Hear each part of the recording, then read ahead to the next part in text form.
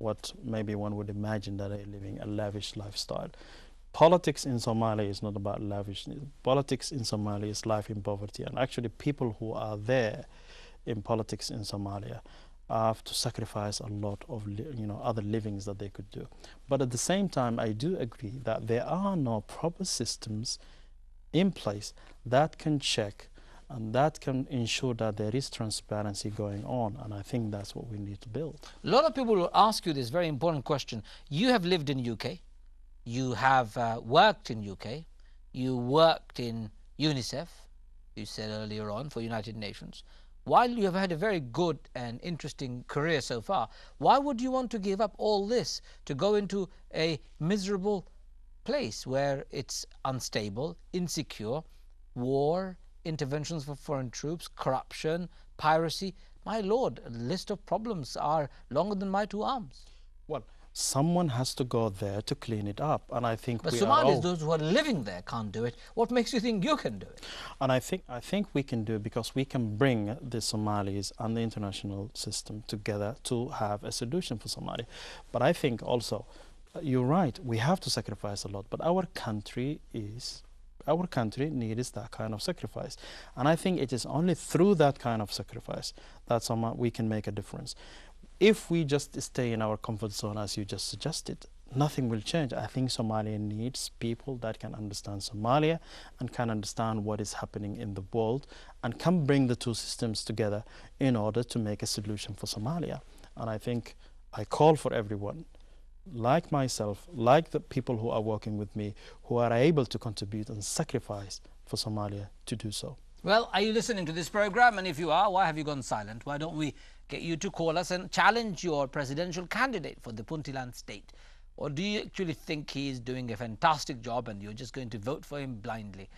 Well, I wouldn't if I was you. I would ask him questions. I would even challenge him. I'm doing it all for you, I know. I'm not Somali myself. I might as well be.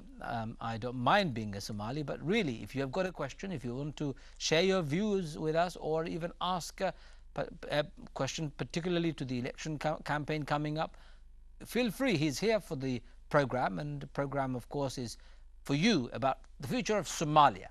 Do you think there is a future, or do you think it's a closed case?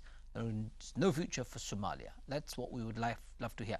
I want to move further forward with this discussion with you. It's quite interesting. You bring in all those international dimensions, elements of investment, elements of sacrifice, generosity on the part of Somalis, self-criticism of how Somalis are responsible for some of their own miseries.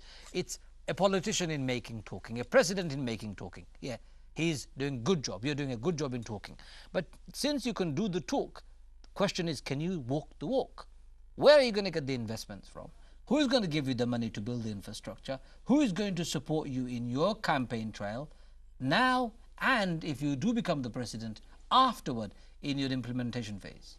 Well, there are a lot of questions there. Let me start maybe from the campaign trail. We depend, for our campaign trail, the support for our campaign, we depend on our own people. We're not taking money from, international corporations or any international country. That's one of the things that we can ensure that we're not being put there by anyone. We depend on our own people inside Somalia as well as in the diaspora who want to make a change and invest in this movement that we depend on. Secondly, where the money is going to come from. Somalia has a wealth itself. It has natural resources that will be enough for all Somalis. Somalia. What's the natural resource of Somalia? Well, we have everything ranging from strategic reserves of energy like fossil fuels and oil. We have minerals, we have animal and livestock, we have fisheries, we have a strategic location at the Horn of Africa where the trade route to Africa, linking Africa and Asia, can be there. We have a fantastically entrepreneurial community that you can see everywhere, opening up businesses in the West and inside Somalia and in Africa that have an amazing ability to survive in the most difficult locations. So we have good people, very risk-taking, entrepreneurial, and we have natural resources and a land which is bigger than us. Somali people. Just stay with that. I've got a caller waiting online. Hello, salam alaikum, caller. Walaikum salam wa rahmatullah. Who is calling?